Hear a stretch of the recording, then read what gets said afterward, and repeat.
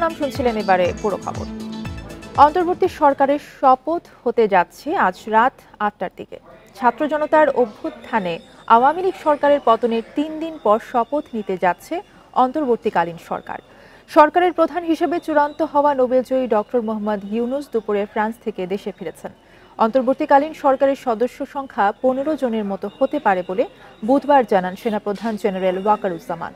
বৈষম্য বিরোধী ছাত্র আন্দোলনের সমন্বয়ক আসিফ মাহমুদ তার ফেসবুক হ্যান্ডেলে জানান, ডক্টর ইউনূসের নেতৃত্বে সুশীল সমাজ, শিক্ষক, ছাত্র, সংখ্যালঘু, ক্ষুদ্র নৃগোষ্ঠী ও আলেম সমাজের প্রতিনিধিত্ব নিশ্চিত করেই গঠিত হবে অন্তর্বর্তীকালীন সরকার।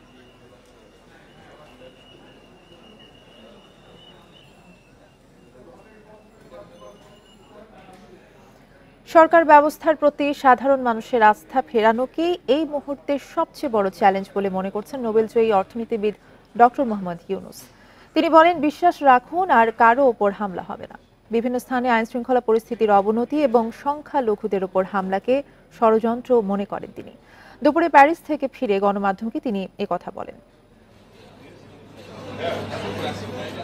দুপুর 2:10 ফ্রান্সের প্যারিস থেকে ঢাকায় ফিরলেন নোবেলজয়ী অর্থনীতিবিদ ডক্টর মোহাম্মদ ইউনূস।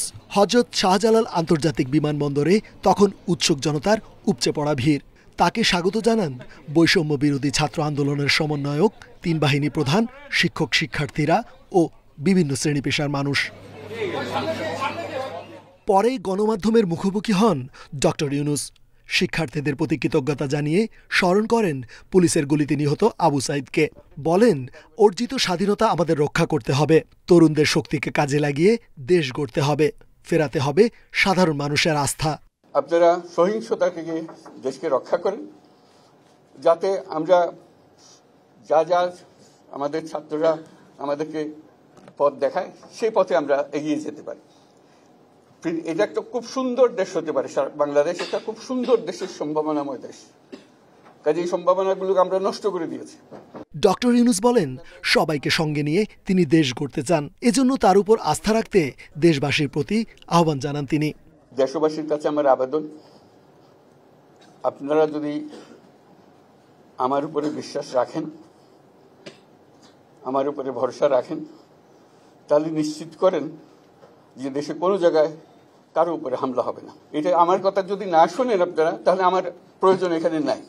আমাকে বিদায় দেন, আমি আমার কাজে থাকি, সেখানে আমি ব্যস্ত থাকি। যদি আমাকে প্রয়োজন মনে করেন, তাহলে আমাকে প্রয়োজন মনে করলে আপনাদেরকে দেখাতে হবে যে আমার কথা আপনারা শোনেন। দেশ জুড়ে আইনশৃঙ্খলা পরিস্থিতির অবনতি, বিভিন্ন স্থাপনায় আক্রমণ এবং সংখ্যালঘুদের উপর হামলাকে ষড়যন্ত্র মনে করেন ডক্টর মোহাম্মদ ইউনূস। সারা বাংলাদেশ একটা বড় পরিবার, এই পরিবার আমরা একসঙ্গে চলতে চাই এবং আমাদের মধ্যে দ্বিধা দ্বন্দ্ব যা কিছু থেকে সরিয়ে ফেলতে চাই। যারা বিপথে গেছে তাদেরকে পথে আনতে চাই, যাতে করে একসঙ্গে আমরা কাজ করতে পারি। এর মধ্যে আমরা শুনলাম, আসার পথে শুনে আসছি যে এখানে আইন শৃঙ্খলার ব্যাঘাত হচ্ছে, মানুষকে আক্রমণ করছে, ঘরবাড়ি জ্বালিয়ে দিচ্ছে, সম্পদ জ্বালিয়ে নষ্ট করছে, চুরি করছে, দিয়ে যাচ্ছে। এগুলো হলো ষড়যন্ত্রের অংশ। এগুলো আমাদের বিষয় না, আমাদের কাজ হলো এটাকে রক্ষা করা, সবাইকে রক্ষা করা। ডক্টর মোহাম্মদ ইউনূস জানান, তারুণ্যের হাত ধরে অর্জিত স্বাধীনতা যে কোনো মূল্যে রক্ষা করতে হবে। রেজওয়ানুল হক, ইন্ডিপেন্ডেন্ট নিউজ, ঢাকা। নোবেলজয়ী অর্থনীতিবিদ ডক্টর মোহাম্মদ ইউনূসকে প্রধান করে অন্তর্বর্তীকালীন সরকারের শপথ অনুষ্ঠানের জন্য প্রস্তুত বঙ্গভবন। সার্বিক পরিস্থিতি নিয়ে জানাতে বঙ্গভবনের সামনে থেকে যোগ দিয়েছেন সহকর্মী জাহানারা পারভিন এবং রুহুল আমিন। শুরুতেই জাহানারা পারভিনের সাথে যোগ দিতে চাই। জাহানারা পারভিন, ৮টার দিকে কিন্তু অন্তর্বর্তীকালীন সরকারের শপথ গ্রহণ অনুষ্ঠানের শুরু হওয়ার কথা রয়েছে, সময় কিছুটা পেছানো হয়েছে। আপনি আসলে জানাবেন যে কখন নাগাদ শুরু হতে পারে এই শপথ গ্রহণ?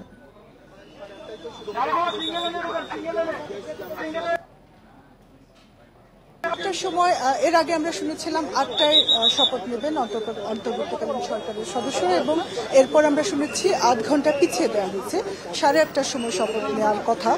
সব রকম আনুষ্ঠানিকতা শেষ করা হয়েছে বঙ্গভবনে, অতিথিরা আসতে শুরু করেছেন। আমি বঙ্গভবনের গেটে রয়েছে, যেসব আমন্ত্রিত অনুষ্ঠানে থাকার কথা, পরে শুনেছি সংখ্যাটা আর একটু বাড়ানো হয়েছে। যেটা দেখতে পাচ্ছি আমরা, বিভিন্ন রাজনৈতিক দলের নেতারা, সুশীল সমাজের সদস্যরা প্রবেশ করছেন। কয়েকটি রাজনৈতিক দলের নেতার সঙ্গে আমরা কথা বলেছি যে ডক্টর ইউনূসের নেতৃত্বে এই যে অন্তর্বর্তীকালীন সরকার, এই সরকারের 16 জন সদস্য থাকার কথা। এর মধ্যে 2 জন ছাত্র বৈষম্য বিরোধী ছাত্র আন্দোলনের 2 জন নেতা রয়েছেন। এখানে প্রধান উপদেষ্টা থাকছেন ডক্টর মোহাম্মদ ইউনূস, সালেউদ্দিন আহমেদ আছেন এই সরকারে, আসিফ নজরুল, আমি নামগুলো একটু জানাতে চাই, আদিলুর রহমান খান, হাসান আরিফ, তৌহিদ হোসেন, সৈয়দা রিজওয়ানা হাসান, মোহাম্মদ নাহিদ ইসলাম বৈষম্য বিরোধী ছাত্র আন্দোলনের নেতা, আসিফ মাহমুদ, এই 2 জন ছাত্র নেতা, brigadier general M Shakhawat Hossain, Supradip Chakma, Farida Akter, Bidhan Ranjan রায়, আফম খালিদ হাসান, নুরজাহান বেগম, শারমিন মুর্শিদ এবং ফারুক আজম, এই নামগুলো আমরা জানতে পেরেছি। আপনারা দেখতে পাচ্ছেন যে যারা আমন্ত্রিত অতিথি তারা বঙ্গভবনে প্রবেশ করছেন এবং অনেক এখনো আসলে প্রধান উপদেষ্টা যে শপথ নেবেন ডক্টর ইউনূস আসেননি এবং যারা শপথ সরকারের অন্য যে সদস্যরা তারাও আসেননি। অতিথিরা আসছেন এবং অতিথিদের গাড়ির একটা জটলা তৈরি হয়েছে এখানে এবং যারা সেনা সদস্যরা যারা শৃঙ্খলার দায়িত্বে রয়েছেন তাদেরকে অনেকটা হিমশিম খেতে হচ্ছে, কারণ আশেপাশে উৎসুক জনতার কিন্তু ভিড় দেখা যাচ্ছে, গণমাধ্যম কর্মীরা ছাড়াও। বঙ্গভবনের গেটে আসলে আমরা খবর সংগ্রহের জন্য অপেক্ষা করছি এবং আমি বিএনপির বেশ কয়েকজন নেতাকেও ভিতরে যেতে দেখেছি, তাদের সাথে কথা হয়েছে। তারা বলেছেন যে এই নতুন সরকার, তাদের তো দলীয় দাবি রয়েছে 3 মাসের মধ্যে নির্বাচন দেওয়ার, এবং তারা বলছেন যে তারা আশা করছেন যে এই সরকার যে প্রত্যাশা নিয়ে গণঅভ্যুত্থান হয়েছে সেই প্রত্যাশা পূরণ করবে এবং দ্রুততম সময়ের মধ্যে নির্বাচন দেবে। এর আগে আপনি জানেন যে এই যে অন্তর্বর্তীকালীন সরকার গঠিত হতে যাচ্ছে তার প্রধান উপদেষ্টা ডক্টর মোহাম্মদ ইউনূস তিনি বলেছেন তার উপর যেন মানুষ আস্থা রাখে এবং তিনি প্রথমেই তার যে কাজটি হবে তিনি বলেছেন তার প্রথম কাজ হবে শৃঙ্খলা ফিরিয়ে আনা, এবং তিনি বলেছেন কার উপর হামলা করা হবে না, তার উপর যেন মানুষ আস্থা রাখে। আসলে বঙ্গভবন পুরোপুরি প্রস্তুত এই অন্তর্বর্তীকালীন সরকারের শপথ অনুষ্ঠানের জন্য। 8:30টায় শপথ নেবেন নতুন সরকারের সদস্যরা, আমরা আসলে অপেক্ষা করছি সেই শপথ অনুষ্ঠানের জন্য। এখন অতিথিরা ভেতরে যাচ্ছেন, যে আমন্ত্রিত অতিথিরা এই শপথ অনুষ্ঠানে যোগ দেবেন তারা ভেতরে যাচ্ছেন এবং কিছুক্ষণ পরই হয়তো বাকি সবাই চলে আসবেন। জানার পারবেন, আপনি থাকবেন আমাদের সাথে। রুহুল আমিনও আছেন, তার কাছ থেকে জানবো। রুহুল আমিন, আমরা এরই মধ্যে দেখতে পেয়েছি অতিথিরা আসতে শুরু করেছে বঙ্গভবনে, সেখানে আইন শৃঙ্খলা পরিস্থিতি আসলে কেমন দেখছেন?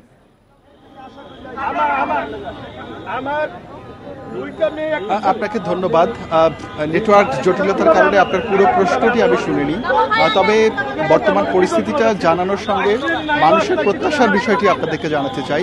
জাহানারা পারভীন অলরেডি বলেছেন যে অতিথিরা যারা আজকে শপথ অনুষ্ঠানে শপথ নেবেন এবং যারা শপথ অনুষ্ঠান দেখার জন্য আমন্ত্রণ পেয়েছেন তারা এরই মধ্যে আসা শুরু করেছেন এবং 8:30টায় এই শপথ অনুষ্ঠান শুরু হওয়ার এখন পর্যন্ত শিডিউল করা রয়েছে। আরেকটি বিষয় আপনি জানেন যে গতকাল সেনাপ্রধান বলেছিলেন যে ডক্টর মোহাম্মদ ইউনূসের নেতৃত্বে যে অন্তর্বর্তীকালীন সরকার গঠন হবে আজকে, এটির সদস্য সংখ্যা হতে পারে 15। এখন পর্যন্ত কারা আছে বেশ কিছু নাম এসেছে সামনে, ডক্টর সালেউদ্দিন আহমেদ সহ জাহানারা পারভীন যেমনটি বললেন। তবে শপথ পড়ানোর পরই সরকারের পক্ষ থেকে গেজেট প্রকাশ করা হবে যে কারা থাকছেন এবং কারা কোন দায়িত্বে থাকছেন। অর্থ বাণিজ্য কে দেখবেন, আইন শৃঙ্খলা কে দেখবেন, আইন বিচার কে দেখবেন, ওই শপথ নেওয়ার পরই এই দায়িত্বগুলো বন্টন করার পরই সেই প্রজ্ঞাপনটা জারি করা হবে। এই মুহূর্তে এখানে কিছুটা জটলা আছে। আপনি জানেন যে আমরা সড়কের উপরে আছি, এখানে অনেক গণমাধ্যম কর্মী আছে, পাশাপাশি অনেক সাধারণ মানুষ আছে। সাধারণ মানুষের একটা প্রবল আকাঙ্ক্ষা এবং আশা তৈরি হয়েছে এরই মধ্যে, কারণ দীর্ঘদিন প্রায় 15 বছরের একটা স্বৈর শাসনের একটা লুটপাট তন্ত্রের একটা জুলুমের অবসান হয়েছে। সে কারণে অনেক মানুষ এখানে এসেছেন, তারা যে একটা ছাত্রদের মাধ্যমে যে একটা নতুন আশা ফিরে পেয়েছেন, সেই আশার পরিণতি বা অগ্রগতি কি হতে পারে সেই কারণে তার অনেক মানুষ এখানে এসেছেন, ডক্টর মোহাম্মদ ইউনূসকে একবার দেখতে এসেছেন। আপনি জানেন যে এই যে আওয়ামী লীগ সরকার এবং শেখ হাসিনার যে রোশানল, সেই রোশানলে যে সাধারণ মানুষ বিরোধী দলীয় নেতাকর্মীরাই পড়েছেন তা না, আজকে যিনি সরকার প্রধান হতে যাচ্ছেন, অন্তর্বর্তীকালীন সরকারের প্রধানের দায়িত্ব নিতে যাচ্ছেন ডক্টর মোহাম্মদ ইউনূস, তিনিও কিন্তু এই সরকারের রোশানলে পড়েছিলেন। তো সেই কারণে এই সরকারের প্রতি কিন্তু মানুষের একটা চরম আকাঙ্ক্ষা তৈরি হয়েছে এবং এরই মধ্যে ডক্টর মোহাম্মদ ইউনূস কিন্তু বেশ কয়েকবার গণমাধ্যমে কথা বলেছেন এবং তিনি কি করতে চান এবং তার উচ্চাশা কি সেই বিষয়গুলোর কিছু নির্দেশনাও দিয়েছেন। ফলে দেশের মানুষ অত্যন্ত আশাবাদী যে এই যে নতুন সরকার, ছাত্রদের নেতৃত্বে, ছাত্রদের সহযোগিতায় এই সরকার একটা নতুন বাংলাদেশের সূচনা করবে। এখানে যে বৈষম্য, এখানে যে নির্যাতন নিপীড়ন, এখানে যে লুটপাট, এসবের অবসান হবে। এই বিষয়গুলো আমার কাছে ছিল সবশেষ খবর। আর রুহুল আমিন জানাচ্ছিলেন বঙ্গভবনের সামনে থেকে। ডক্টর ইউনূসের থাকার জন্য এরই মধ্যে প্রস্তুত হয়েছে রাষ্ট্রীয় অতিথি ভবন যমুনা। সেখানে আছেন সহকর্মী জাহিদুল বাশার, সেখানকার সর্বশেষ খবর জানাবেন তিনি। জাহিদুল বাশার, সচিবালয় থেকে গাড়ি গিয়েছে উপদেষ্টাকে আনতে। ডক্টর মোহাম্মদ ইউনূস কি আজই যমুনায় উঠবেন কিনা এবং সেখানকার কি প্রস্তুতি দেখছেন?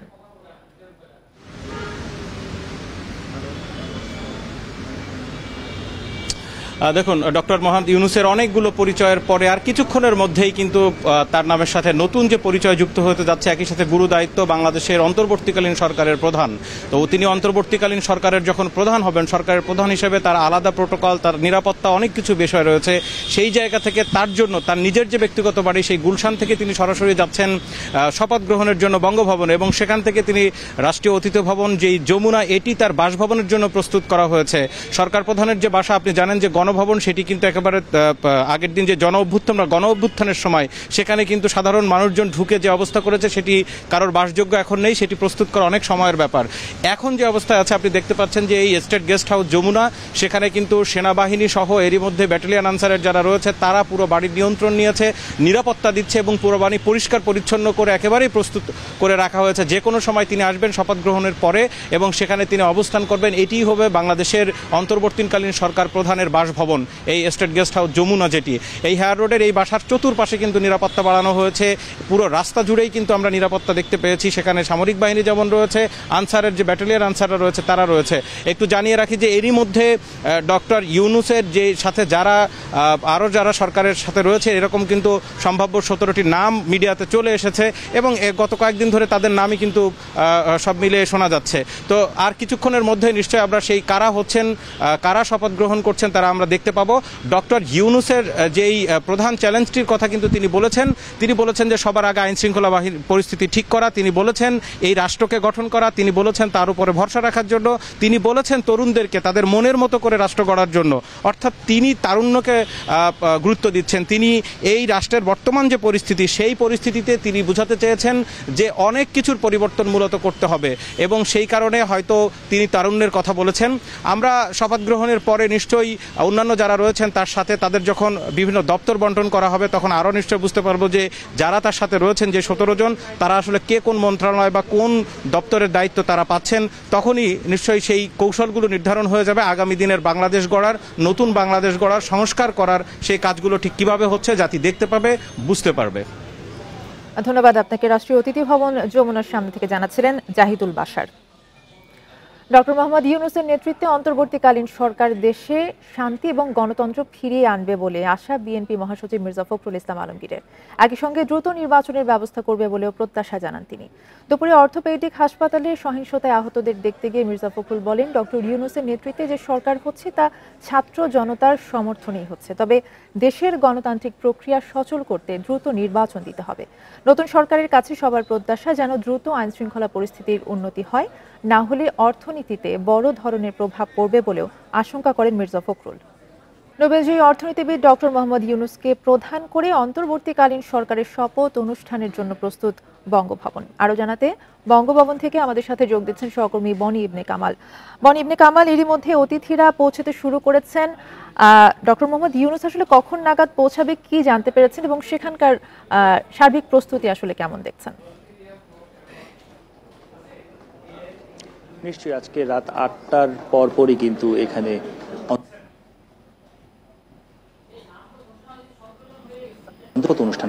শপথ গ্রহণ অনুষ্ঠান হবে। আমি যদি আপনাকে এখনকার পরিস্থিতি দেখাতে চাই, আমরা কিন্তু দেখতে পাচ্ছি যে বঙ্গভবনে তারা এরই মধ্যে এসে পৌঁছেছেন। এছাড়াও বিভিন্ন কূটনীতিক, সচিব বা সেনা কর্মকর্তারা, তাদেরও কিন্তু আমরা এরই মধ্যে আসতে দেখেছি এবং গণমাধ্যম ব্যক্তি যারা রয়েছেন তারাও কিন্তু এরই মধ্যে এখানে এসে পৌঁছেছেন এবং অনেকেই আসছেন বলে আমরা এখন পর্যন্ত জানতে পেরেছি। আমরা এখন পর্যন্ত যে তালিকাটি জানতে পেরেছি সে অনুযায়ী দেখতে পাচ্ছি আমরা প্রধান সরকারের প্রধান উপদেষ্টা হতে যাচ্ছেন ডক্টর মোহাম্মদ ইউনূস। এছাড়াও এই তালিকায় রয়েছে সাবেক গভর্নর বাংলাদেশ ব্যাংকের ডক্টর সালেউদ্দিন আহমেদ, ডক্টর আসিফ নজরুল, আদিলুর রহমান, হাসান আরিফ, তৌহিদ হোসেন, সৈয়দা রেজওয়ানা হাসান, তারপর এই ছাত্র আন্দোলনের অন্যতম সমন্বয়ক নাহিদ ইসলাম, আসিফ মাহমুদ। এছাড়াও রয়েছেন ব্রিগেডিয়ার জেনারেল ফরিদা আক্তার, বিধান রঞ্জন রায়, আফম খালিদ হাসান, নূর জাহান বেগম, শারবিন মুর্শিদ এবং ফারুক ই আজম।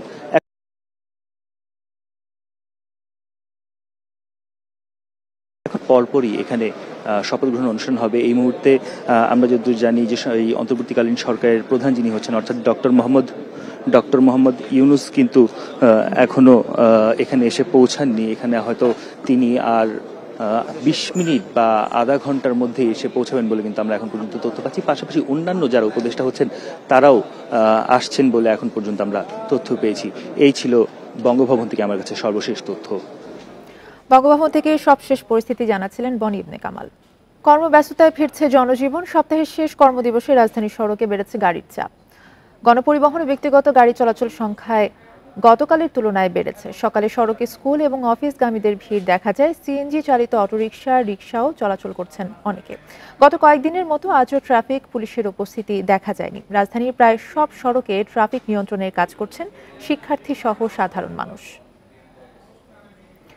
শেখ হাসিনার পদত্যাগ সত্ত্বেও বাংলাদেশ আওয়ামী লীগ হাল ছাড়বে না বলে জানিয়েছেন সজীব ওয়াজেদ জয়। বুধবার ফেসবুকে প্রকাশিত নতুন এক ভিডিও বার্তায় মন্তব্য করেন সাবেক প্রধানমন্ত্রী শেখ হাসিনার ছেলে। জানান, শুরুতে রাজনীতি থেকে দূরে থাকার কথা বলেও নেতাকর্মীদের কথা বিবেচনা করে হাল না ছাড়ার সিদ্ধান্ত নেওয়া হয়েছে। এ সময় অন্তর্বর্তী সরকারের সাথে আওয়ামী লীগ আলোচনায় প্রস্তুত বলেও জানান তিনি। আমরা বলেছিলাম যে আমার পরিবার আর রাজনীতি করবে না, তবে আমাদের নেতাকর্মীর উপর যেভাবে হামলা হচ্ছে এই পরিস্থিতিতে আমরা হাল ছেড়ে দিতে পারি না। এই ছিল এখনকার সংবাদে। ইন্ডিপেন্ডেন্ট টেলিভিশনের সব খবর জানতে চোখ রাখুন ফেসবুক, ইউটিউব এবং এক্সে। ধন্যবাদ।